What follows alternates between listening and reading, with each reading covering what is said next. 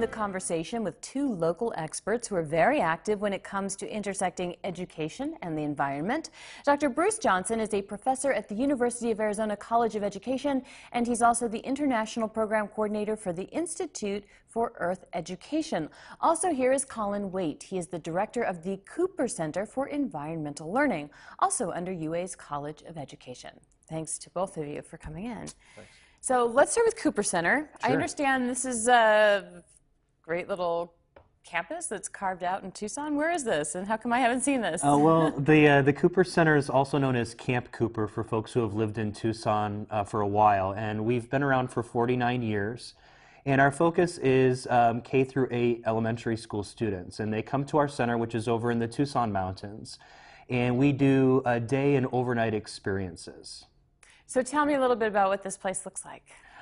It's a desert camp, and so very small buildings. We spend most of our time outside. We have 6 sleeping cabins, so we can handle up to 2 elementary school classes at a time.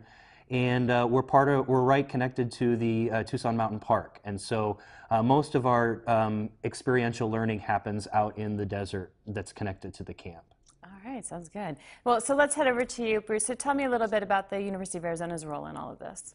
So we are in the 6th year with a partnership with Tucson Unified School District. So Cooper Center is owned and managed by Tucson Unified, has been since the 1960s. 6 years ago, we entered into a partnership where TUSD continues to own and maintain the facilities, but our department at the university is actually taking over the operations of the facility. So the staff there work for us and we run the programs. For many years it was only open to students from TUSD schools, but now it's open to schools throughout southern Arizona. So let's get into kind of the nitty-gritty here, this idea of teaching the environment and using the environment as a learning tool. I assume it's not just teaching about the environment, there are other skill sets here. Certainly. So how important is that for kids? Well, I think it's vital. It's really clear that that children need to have a connection to the natural world. I believe to be healthy people, we need that connection. And it's getting tougher and tougher to get that connection. We bring children out to Cooper and other centers like this. So kids who have grown up and lived in Tucson for 10 or 11 years, and they get out to Cooper and they see giant saguaros and they see ocotillo up close, and they've never seen that. And it's amazing. And they're just astounded at what a beautiful piece of Sonoran desert can look like. And it's a shame that it takes that long for them to have that experience. And so we think it's really vital that children have that connection with the place they live. So that's a real key function that Cooper and other centers like this provide. Is this a generational thing? I'm just thinking about, when I grew up, we were all outside on our bicycles and playing in the gyms and building forts and doing all this crazy kind of things. So I can't even imagine living indoors all the time. But now we've got video games and all these electronics and things that are kind of competing for. Well, I think it is changing. People are much more concerned about letting their kids go wander on their own than they used to. When I was a kid, our parents booted us out the door and you came back for supper and that was it.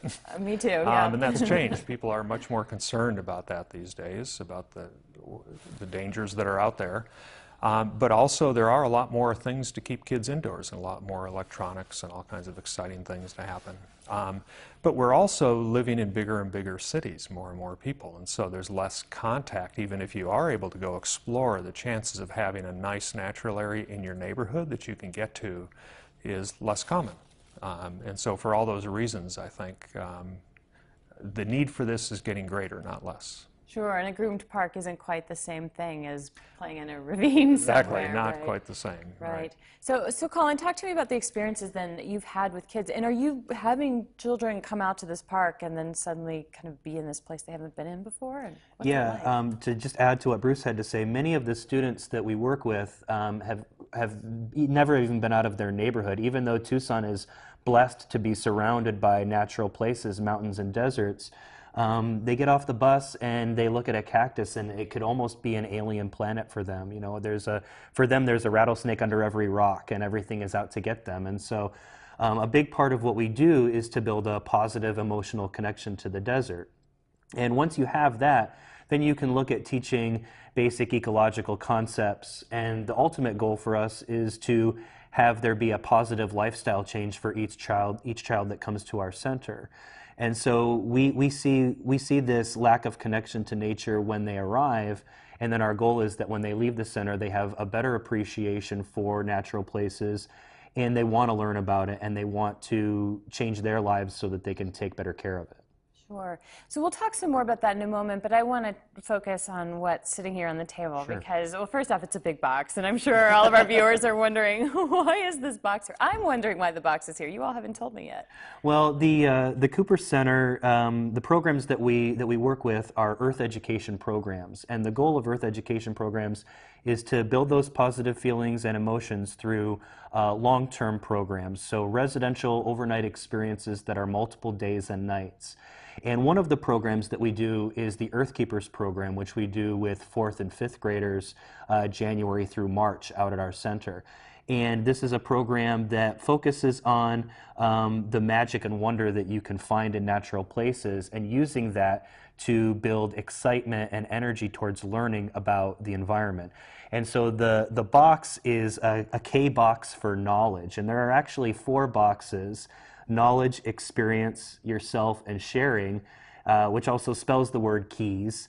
And so as they go through the program, they unlock secrets to being a better earth keeper and being a better steward for the earth.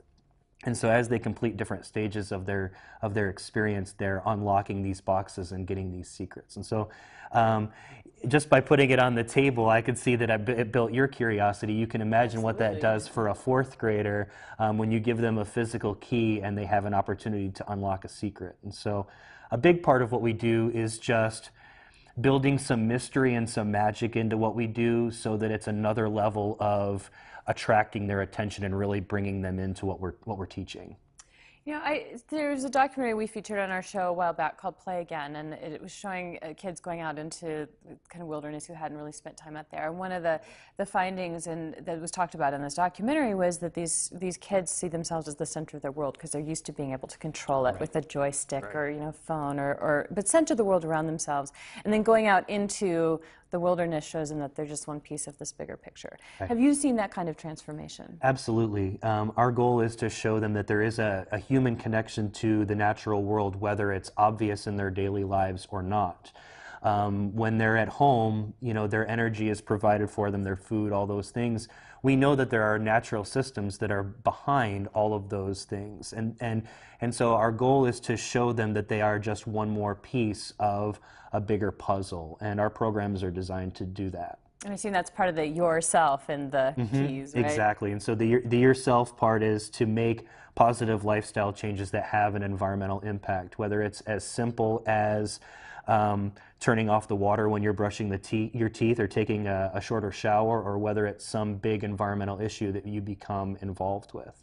Okay, so Bruce, let's talk a little bit more about some of the long-term effects of this kinds of teaching in the wilderness. So you've actually done some research on this. Right. We conduct a number of studies on these things. So one of the really interesting ones that we just did recently with a colleague in Pennsylvania was a study of adults, a reflective study to look back at their participation 20 or 30 years ago in these programs.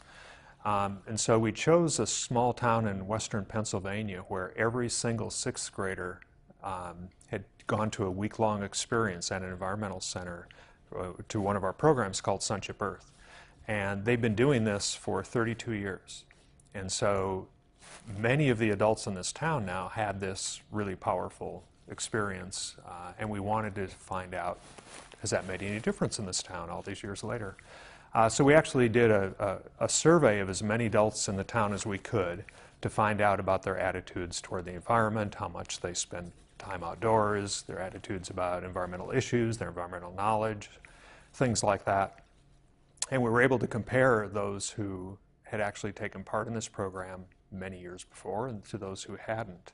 Then we also selected a subset of 16 of those adults to interview to find out more about what really happened.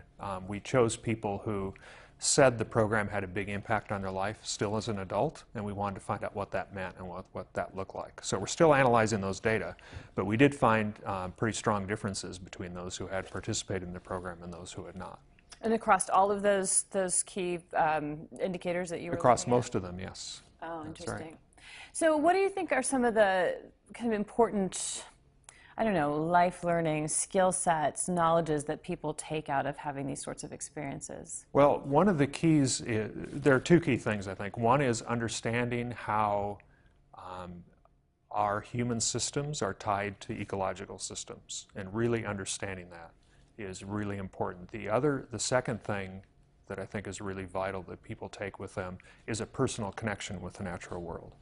And so for the understanding side, for the ecological side, I might describe what we do with middle school students out at Cooper and some of our other places. We have a program called Sonship 3, and the whole program revolves around perceptions and choices.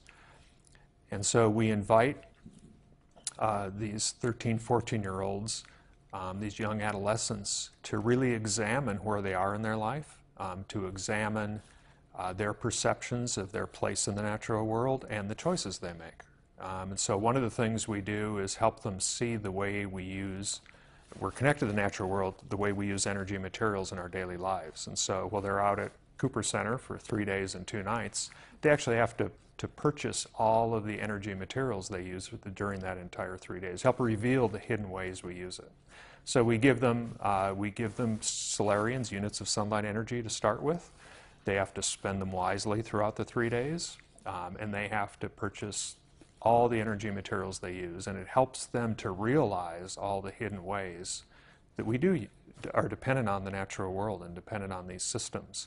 So the idea and you're putting it within the framework of the economy too. That's right. They get a checkbook and they have to write checks, and they buy permits for using water and using electricity and the food they eat and everything. So the idea is that they're tuned into these things now. When they go back home, they start to realize not only all the ways we use energy materials, but what are the implications of that? What happens?